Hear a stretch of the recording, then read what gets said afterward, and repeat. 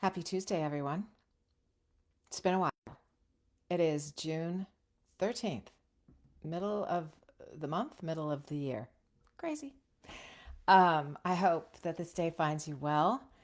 Before we jump in, I just would love to know that you're here. And oh, my dog just let me know that she's here. Hang on one second. I'm not sure I can let her in. Nope, nope, nope. Come here.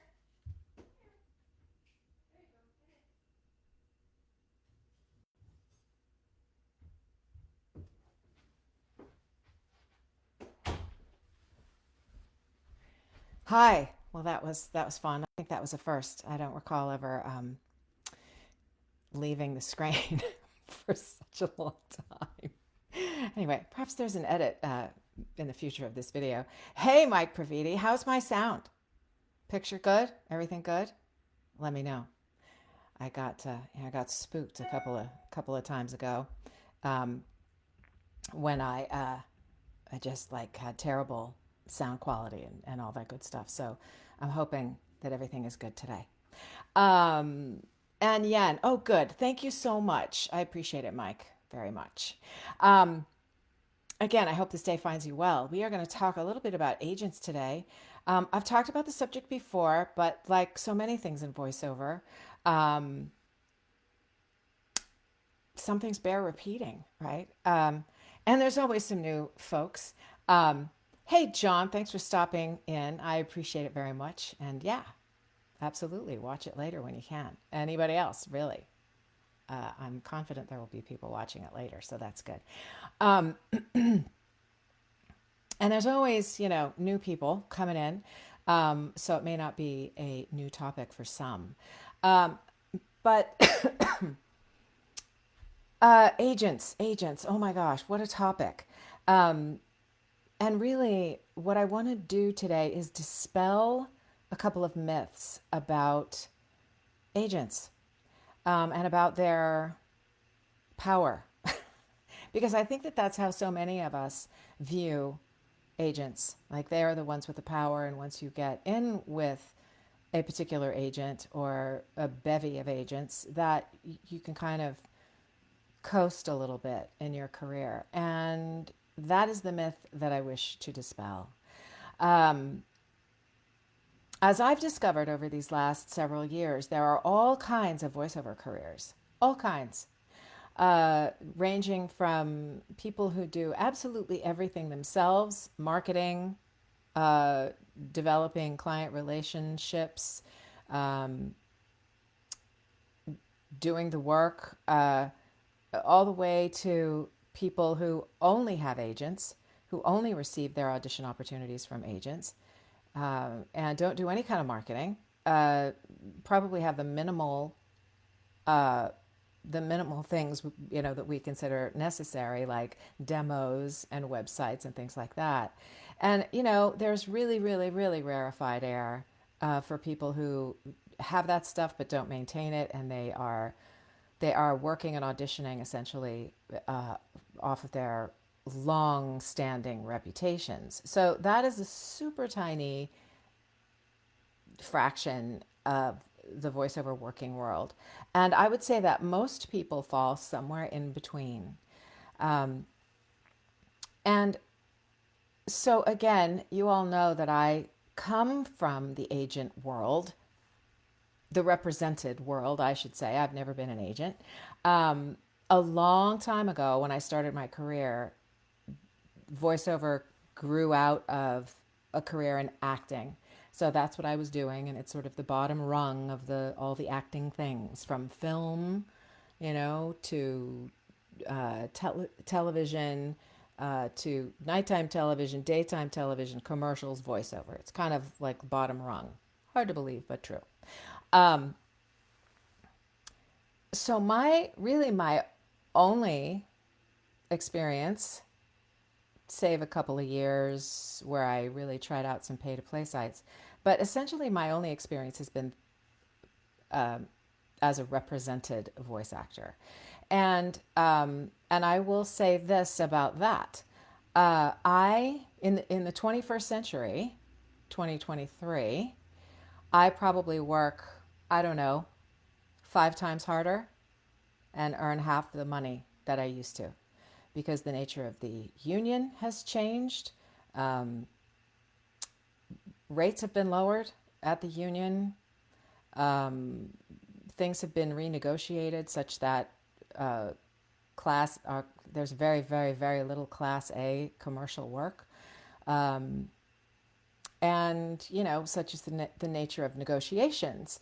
But suffice it to say that the world of agency representation is not what it used to be. And if you have an expectation that you're going to seek and land an agent and your world is going to change, I would like to disabuse you of that notion. It is very, very difficult, number one, to sign with you know, a top tier agency. And then when you do sign, there's certainly audition opportunities that come your way. But all of those audition opportunities are coming your way and pretty much everybody else's way too. And so there's still just ridiculous amounts of competition. And it doesn't necessarily mean you're going to book. Now, again, for probably a select few out there, and that kind of thing is, it's a convergence of many things. It's your talent, it's your tenacity, it's your availability. It's what is luck, right? Is it not the convergence of preparedness and opportunity, right? So you can be given opportunities but not be prepared. You can be prepared and not have opportunity. But when those two things come together, then everybody talks about how lucky you are, right? So I think again, I keep saying what I want to convey. I guess I want to convey a few things, but what I want to say is that it is perfectly reasonable and possible to cultivate a voiceover career without an agent. It is. I know many people who have done that and who continue to do that and who make a better living than I do, and I say it and people laugh, but it's true. I'm a working class voice actor, you know. I I need auditions, and I need to be in my inbox and I need to be spending my time auditioning because work does not just show up at my door, right? Those kinds of careers, they really kind of don't exist unless you're, you know, I can't even think of anybody's name, but even so, if who plays Bart Simpson? I can't remember her name. It's very embarrassing to me because I know her. Anyway, you get the idea, right? But even so, there is a particular caliber and echelon of working voice actors that's all they're doing. They are working. They're not really auditioning for other things because they're so busy working. Well, that ain't me, and it's very likely not you. So, if you live in the, thank you, Nancy Cartwright. Thank you so much. God, that's so embarrassing. I have a few things to edit out of this video. Um, what do I want to say? It is a reasonable goal at the same time to want to get an agent because it is another avenue of opportunity, right? Uh, but what do you need in order to land an agent, a reputable agent, right? One that's going to actually give you opportunity, one who's going to work with you, who sees you, who understands your talent, right? Um, Again, it's the convergence of preparedness and opportunity, right? Um, you're going to need you're going to need to have a body of work. You're going to need to have competitive demos, um, and you're going to probably need an introduction. And the those all those things coming together again is, it's pretty rare. And then on top of that, once you get on the roster of an agency, it doesn't necessarily mean you're going to work.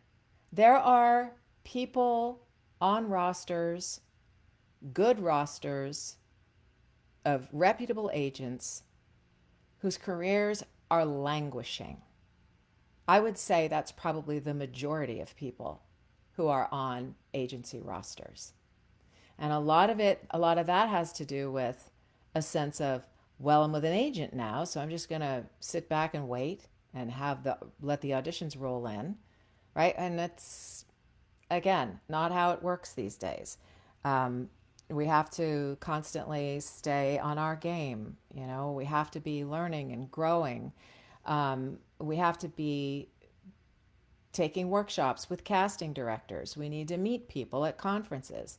There's so much networking and marketing that goes on that's all part of the thing. There's so much that's connected, right? That landing an agent isn't going to be your voiceover salvation. Very, very, very rare that it might be. Very rare. And it doesn't, to a large degree, it doesn't necessarily have to do strictly with your talent. It's all those other things at play, right?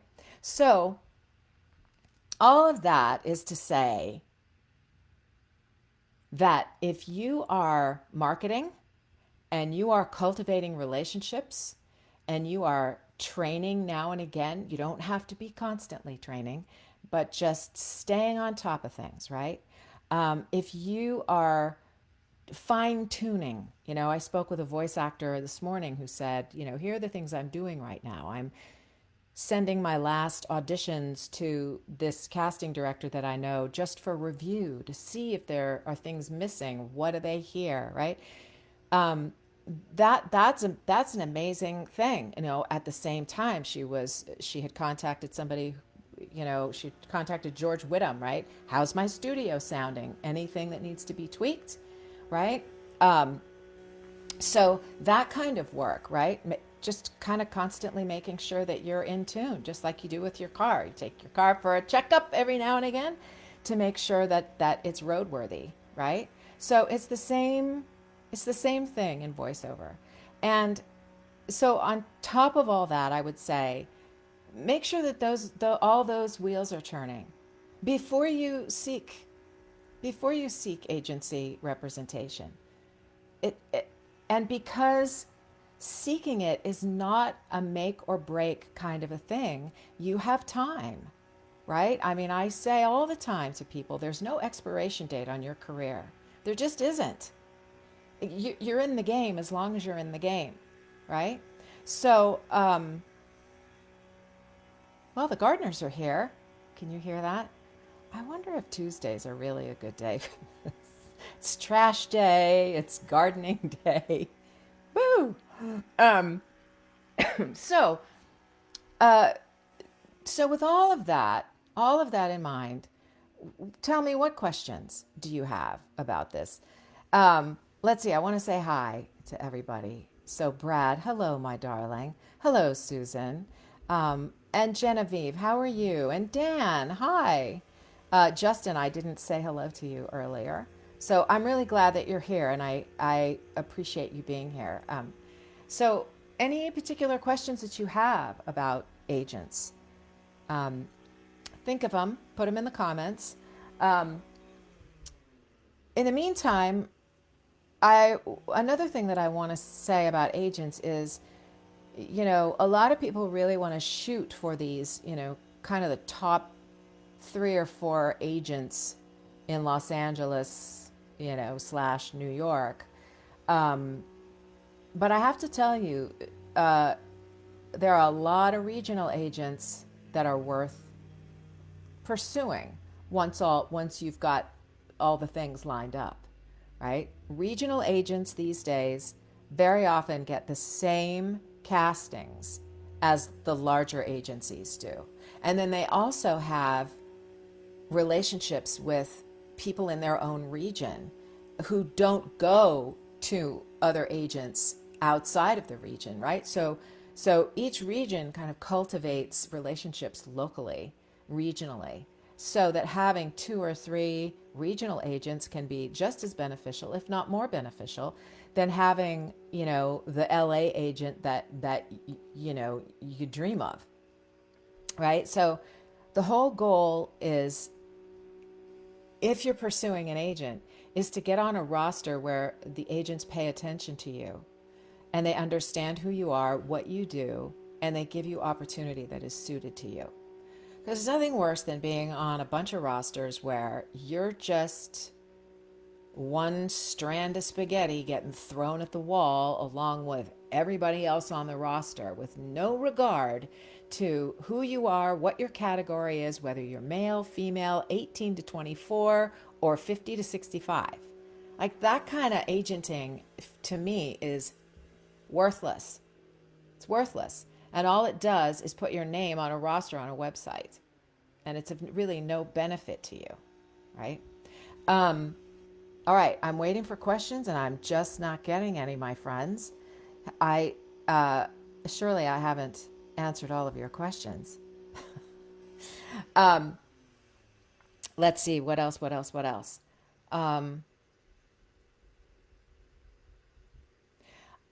I guess,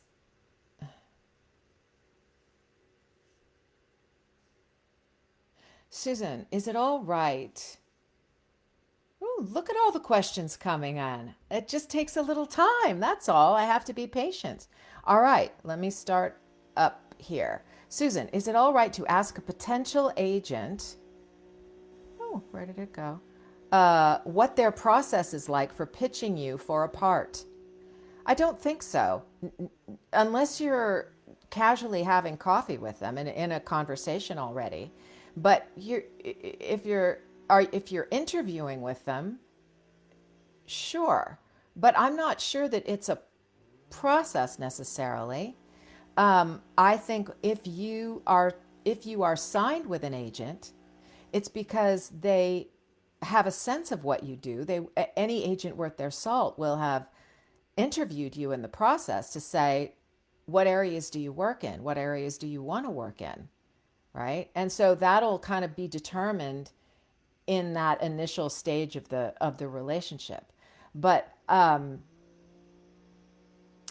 if you're at a conference and there's an agent panel, asking a question like that from a panel is certainly a good idea to find out what you know, what their process is, right? And I think that every agent is probably slightly different, right? But in terms of sort of contacting an agent and saying, hey, I'm thinking about signing with you. Can you tell me what your process is for pitching people, for certain auditions? I would say no. I think that's a question that is either it's already been answered by virtue of the fact that they're going to sign you, or you're going to ask the question from a panel, if that makes sense. So I hope I know that was sort of a yes and a no, but I hope there was something in there. Okay, Maggie. Hi, Maggie. I'm glad you're here. I find myself stuck in the old agent paradigm. Do agents tend to like when we market ourselves with our own website and contact info? I'm finishing up my website and want to share it with my agents, but curious how that lands with them these days. Way back, my agent discouraged the sharing of our own contact info for obvious reasons. I have my agent contacts on my site as well, of course. I have both. It's clear on my website that I'm represented, but then you can also email me, right? And I had somebody email me through my website last week asking about a booking, like, could they book me for something, right? So, and what I did was I said, because they asked my rates, and I was like, I don't know my rates because that's something that I'm accustomed to an agent handling, right? So, so that's what I did. I said, thank you for contacting me. I'd love to work with you. My agents customarily handle rate information, and I'm gonna turn you over to them for the ease of scheduling as well. So I sort of I provide my information, but I refer to my agents. So I don't think that any agent is going to say, "Hey, take your email off of your website these days." I don't think. Precisely for that reason, right? Somebody came to me directly. I don't want to negotiate, and I don't want to work two different schedules, right? So I just say my agent negotiates and they handle my scheduling. So I hope that helps. So perfectly reasonable for you to have both. Um, okay, let's see. What's next? I keep hearing about rosters. Are these, this is from Genevieve. I keep hearing about rosters. Are these just the lists agents have? Or where else are these found? I think that some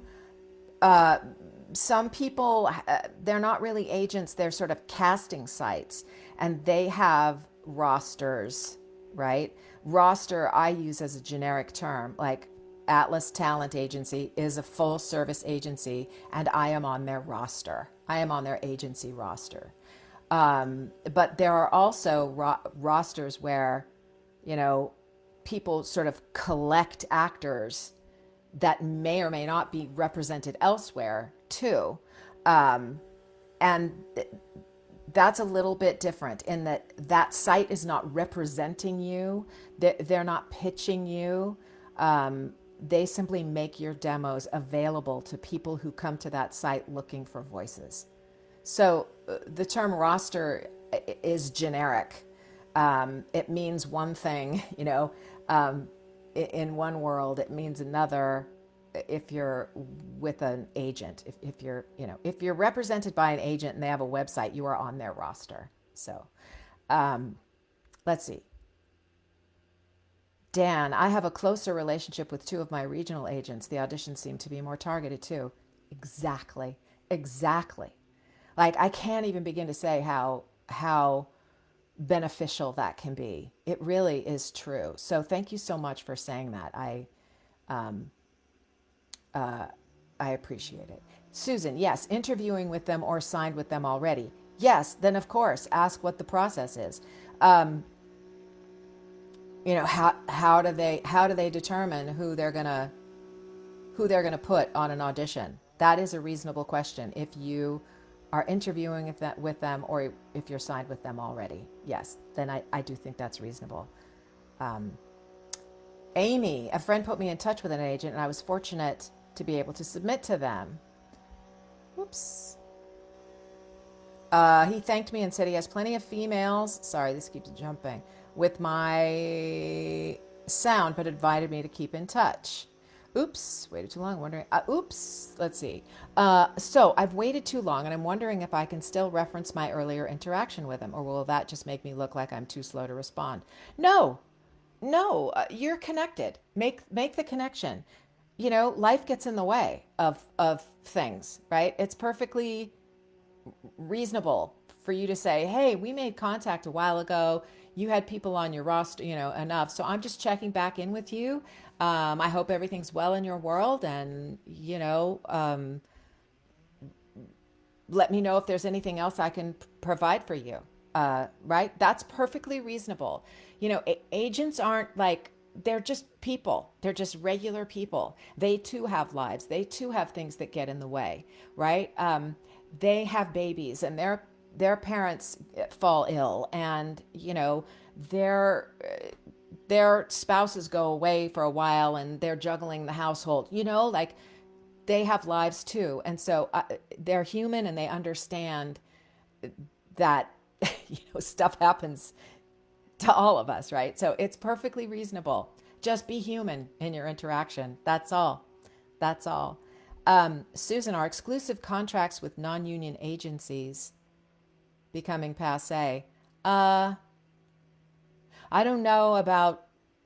Yeah, I think they are. I mean, I think there's a growing understanding that we're all trying to just earn a living and put a roof over our heads and food on the table.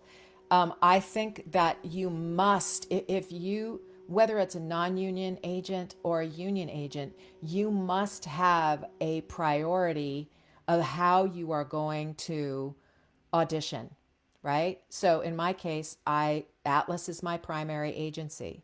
I'm what you call sort of hip pocketed with two other agencies. I very often get the same copy from the two that I'm hip pocketed as I do from Atlas. I will always read with Atlas first, always, right? They are my primary. And the other agents, they know it, they understand it. And if they didn't understand it, I would get off of their roster, right? Totally.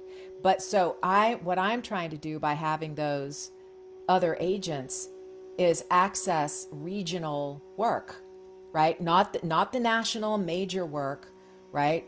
The the decent regional work that can become kind of bread and butter, right? But you got to have that in place, and you have to be really straightforward. You can't hide things. I mean, I have had it such that I got, an audition. I didn't immediately get it from Atlas. I read it for this other agent. And then, a day later, I got it from Atlas. Right. And so then I have to let Atlas know, hey, I read it for so and so. If I book it, I'll double commission it, which I will. But I'm always straightforward about those kinds of things. I don't play both sides, right? If I get something from a regional agent, I don't call Atlas and go, hey, did you get this thing? Go get that thing, which would be totally disrespectful to the agent in a smaller region who's busting their ass to get good copy. It wouldn't be fair to them, right? But if there's something big and national that comes across where I go, Atlas should be getting this, I might say, hey, do you have Allstate insurance on the way? And they may say, yes, we've got it, and it's coming to you this afternoon, right? And in that case, I will not read it with the regional agent. So you got to have your priorities straight if you're going to work with a few different agents, right? I think we ought to have like a primary agent, right? That we can say that's my agent, right? So I hope that makes sense. I think I got everybody's question there. Um, yeah. Let's see. Let's see. Are these just the lists agents have, or where else are these found? Genevieve, I don't think I really answered your question. I think that there are, again, I think could do a search. I think you can ask around, amongst your peers about rosters, to get on that aren't necessarily agency representation, right? Again, they're kind of casting sites, is what they are. So where else are they found? I have found them by word of mouth, and I've found them by doing Google searches. And if you do a Google search, it's like look at the roster, who's on it, what kind of and if you see people on it that call them and ask them what's your experience like on this roster, right? I think we all are, wanting to help each other in that regard, and we gotta kind of look out for each other in that way, right? So I hope that helps. Okay, good, good, good, good. All right, you guys. Well, it's been about 30 minutes. I've taken up enough of your time. Feel free to ask additional questions if you think of them, and just put them in the comments. And anybody who's coming to this late, again, feel not late, or just coming to this at another time. And if you have questions, just pop them in. And anybody who's listening, if you've got answers to any of the questions that might be posted, please feel free to share, because that's why we're here. I will see you in 2 weeks, right? So we have just switched this up a little bit. to do it every 2 weeks, largely because, there are lots of people who are doing lives, and I think that y'all should be watching their lives too. Danny States does a live, uh, um, but I think hers is a Zoom. I'm not quite sure, but she does advertise it on Facebook for her the service that she provides, called Voiceover, which is a record keeping and tracking program app that is built specifically for voice actors. It helps you keep track of your clients. It helps you keep track of your auditions, your work. You can really do some good analyzing of your career with that site. It's reasonably priced. Danny is amazing as a human being and as an entrepreneur and as a voice actor. And so she's got a live, whatever the opposite Tuesdays are from mine. So I encourage you to check her out. I encourage you to check out Mark Scott's VOpreneur. He's got a Friday live thing. I can't remember what it's called. If it's an Ask Me Anything, it might be. Um, but his is good too, and you'll find that's VOpreneur. So let's see. Is there any more? You're welcome, Dan. You're welcome, Maggie. You're welcome. You're welcome. You're welcome very much. All right, that's it. And I hope you have a great rest of your week. Um, and I'll see you in 2 weeks. And if you need anything, send me a direct message. All right, you guys, take care and be well. Ciao.